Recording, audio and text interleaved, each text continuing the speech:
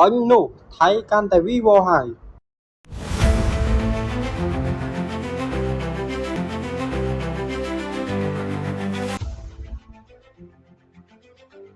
bật lục lục tây niên cả nhà nâng phải dùng mất nẹt đạp tam đan từ sân chỉ mét tây cái này hai chỉ đạp tam khai với chỉ cả năm pi pon phi pram này trong ba miền pon ở miền đó cái của mũi tẹt to cho mũi nâng phải tây thay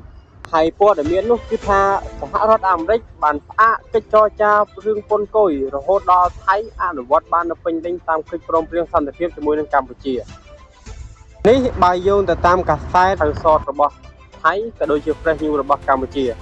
ដែលបានចេញផ្សាយថ្ងៃសៅរ៍ទី15ខែវិច្ឆិកាឆ្នាំ2025ក្តៅថ្មីទៅនេះហើយព័ត៌មានលម្អិត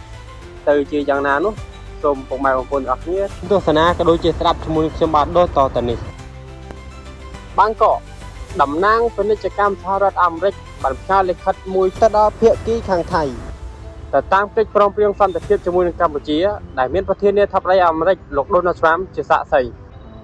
លោកនេះខុនដេចបាឡាំងការ៉ាជាអ្នកនាំពាក្យក្រសួងការបរទេសថៃបានធ្វើបទបង្ហាញស្ដីអំពីស្ថានភាពវិវត្តចុងក្រោយនៅតាមបន្ទាត់ព្រំដែនកម្ពុជាថៃលោកបានកត់សម្គាល់ថាកាលពីថ្ងៃសុក្រទី14ខែវិច្ឆិកាឆ្នាំ2025មានកិច្ចសន្ទនាតាមរវាងប្រធានាធិបតីអាមេរិកលោក Donald Trump និងនាយករដ្ឋមន្ត្រីរបស់ប្រទេសថៃលោកអនុធានឆានវិរៈគុលនេះបើយើងទៅតាមលោកនេះខុនដេចបានបញ្ជាក់ការប្រយុទ្ធថ្ងៃសុក្របាទបងប្អូនទាំងអស់គ្នានេះគឺជាខ្លឹមសារនៃព័ត៌មានទាំងស្រុងរបស់ខាងអង្គភាពពួកយើងដែលទទួលបានបានន័យថាអាមេរិកបានបិទនៅការចរចារវាងពន្ធគយរវាងសហរដ្ឋអាមេរិកជាមួយនឹងប្រទេសថៃហើយបងប្អូនលុះត្រាតែថៃនឹងគោរពបទឈប់បាញ់គោរពទៅតាមកិច្ចព្រមព្រៀងសន្តិភាពដែលបានធ្វើឡើងនៅប្រទេសម៉ាឡេស៊ីនៅថ្ងៃទី26ខែតុលាណាបងប្អូនដែលមានសហរដ្ឋអាមេរិកនិងម៉ាឡេស៊ីជាសាក្សីបាទអ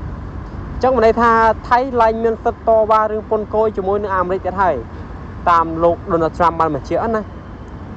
បាទលេងណាជាមួយនឹងមិនលេងតែលេងជាមួយនឹងសហរដ្ឋអាមេរិកនៅពេលនេះសហរដ្ឋអាមេរិកសម្ពងក្បាលហើយបាទអញ្ចឹងលុះត្រាតែថៃនឹងគោរពនៅបទឈប់បាញ់គោរពនៅកិច្ចព្រមព្រៀងសន្តិភាពពេញលេញអញ្ចឹងអាមេរិកគាត់ដឹងហើយថាថៃពេលនេះគាត់